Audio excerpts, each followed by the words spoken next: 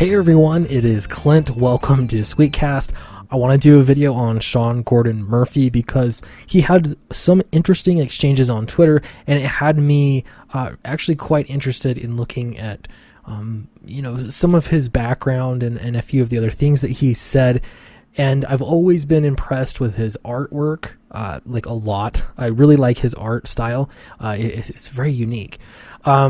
But I have been hesitant, as I am with a lot of comic book pros that I've liked their stuff. I've been hesitant to look too much into his opinions and things like that because it always seems to disappoint me. In this case, it does not disappoint, and I think it won't disappoint you either. So I wanted to show you, this is the pre-campaign page for Downcast. This is my comic, and I have to say my artist, Ignacio Lazaro, he actually is a really big fan of Sean Gordon Murphy, just in general anyway. So it was really, really cool that that's the topic today. So this is going to be launching in exactly 1 week. This is all I'm going to show you. I've made a lot of changes and adjustments to it, and I think I still need to do a little bit more tweaking to make this campaign just right. But if you're interested in it, time is running short to get on that mailing list, so that's in the description below. Okay, so Sean Gordon Murphy, he posted this thing on Twitter yesterday. This is interesting because I have heard over the past month or so, I realized that Doug TenNaple was, I guess, he was developing a friendship with Sean Gordon Murphy. I have no idea how long that they've been friends, but I'd only just heard about it in the past several weeks. And so it's been just interesting to see that, because I would not have put the two together. Now, Sean Gordon Murphy, I will tell you, he describes his own politics as center-left, which, is totally fine. I can get along with just about anybody as long as they're not there to kill you. But the key word is center left. We're not talking about, far left, which is generally the people I have some problems with. So Sean Gordon Murphy, actually, him and Doug TenNaple sort of did this thing where they traded artwork for each other as gifts. So, this was interesting. So he posted this on Twitter. He said, "So thankful to Doug TenNaple for this amazing Earthworm Jim piece. I've been a huge fan since I was a kid. Always great chatting with Doug when I bump into him on the comic circuit." And then he's got this picture that Doug did of Earthworm Jim in a very similar pose to, the Batman that Sean Gordon Murphy did. So, nice little homage. I personally, this would normally be, in any sane world, just sort of a fluff piece, right? You post something on Twitter, it's kind, it's uplifting, you get some likes on Twitter, and, it looks nice. This is great, goodwill. And I don't care how you feel about Doug TenNaple or how you feel about Sean Gordon Murphy. I feel like more stuff like this should happen, especially because, just in general it should happen, but especially in this case, because Doug TenNaple associates with Comicsgate, and Comicsgate is revolting to mainstream publishing, and so it's really, it's always nice to see. But of course, this cannot go unpunished, and so, further down, somebody responded, "I'm just listening to a podcast featuring Doug, and I'm going to say, oh my goodness, what a regressive moron he is. I'm a bit disappointed about you promoting him. So this is the weird thing. If you disagree with someone's politics, if you're religious, if you're a wrong thinker, then therefore you don't deserve to work in comics. I'm so tired of this point of view. It's frustrating to me because I've been trying to get into comics for years, and it has felt like an unwinnable situation. Regardless of my writing, regardless of my salesmanship, regardless of any of that, it just feels like because of my zip code, because I live in a flyover state, or because I happen to be religious, it makes it so like no one wants to hire me. That's really frustrating. Now, whether that's true or not, it's impossible to prove. But there's so many examples of people like this. They're just blatantly saying that they don't want it to happen. In fact, I just had to look this up. I just saw Heather Antos earlier saying this little tidbit of wisdom. Pro tip: industries are small, people talk, don't be a dick. Meaning, if people don't like you, you will be blacklisted from the industry. Now, it's one thing to not be hired by one company, but when that company is colluding through an entire industry to make sure that you don't work. This is really upsetting. And this is why it bothers me so much when you get statements like this. Don't be promoting him. So it's spread the word through all different creative avenues that you can, that this person cannot work. Now again, however you feel about Doug, it doesn't matter.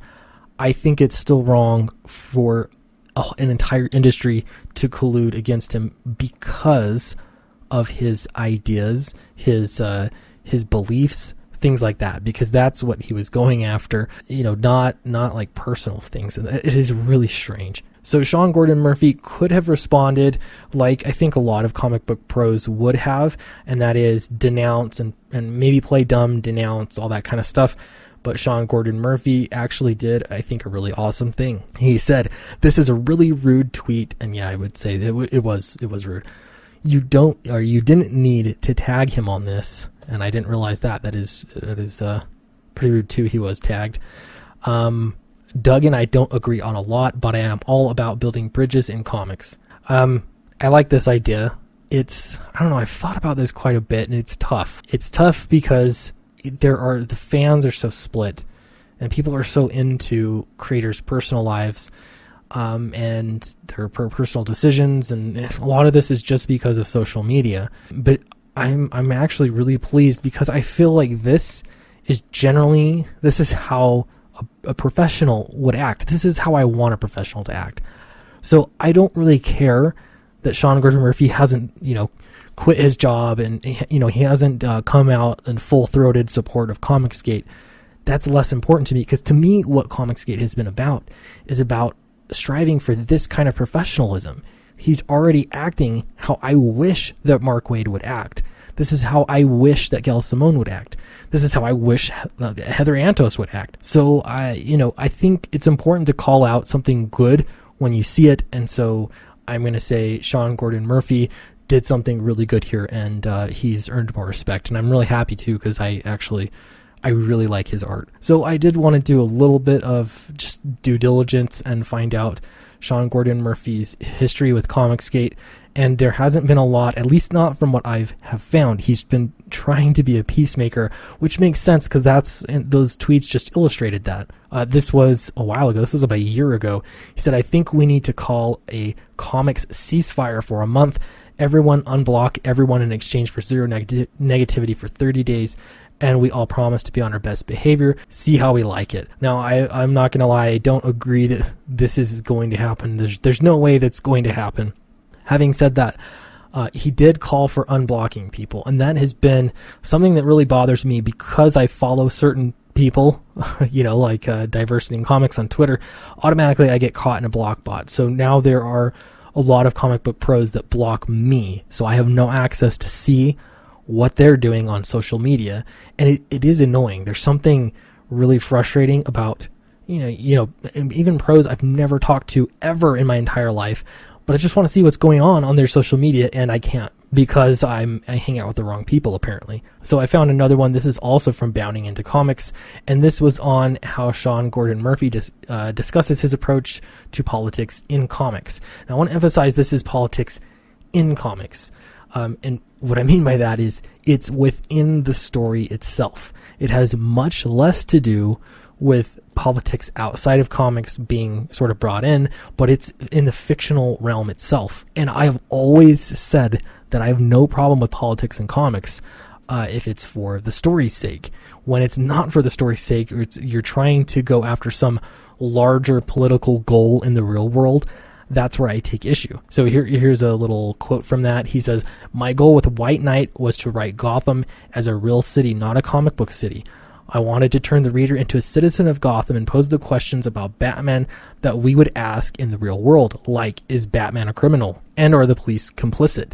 Who pays for all the collateral damage when he fights a villain? What kind of white-collar corruption would we expect to see from Gotham's politicians and business leaders, considering that they allow Batman to exist? Answering these questions gets political." These are really great questions just for the comic itself. These are really great questions, and it makes for interesting storytelling. It has nothing to do, like, we don't actually have a problem with vigilantism in the real world, at least that as far as I'm aware. Masked vigilantes aren't a thing. There are a lot of, internet, Twitter, they think they're vigilantes, I guess. I don't know. But this is a problem unique to comics. It's unique to this story, in this case, Gotham City. What are some of the things that relate to it?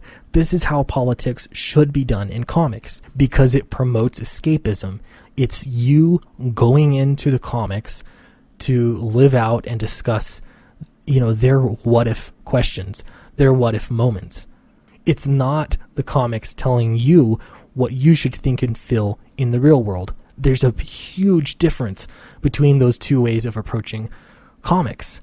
So I've been really impressed, and it has it's made me want to search out more comic book pros online and see what they believe. I'm starting to get optimistic. Let me know in the comment section below if I need to get shaken out of that optimistic state.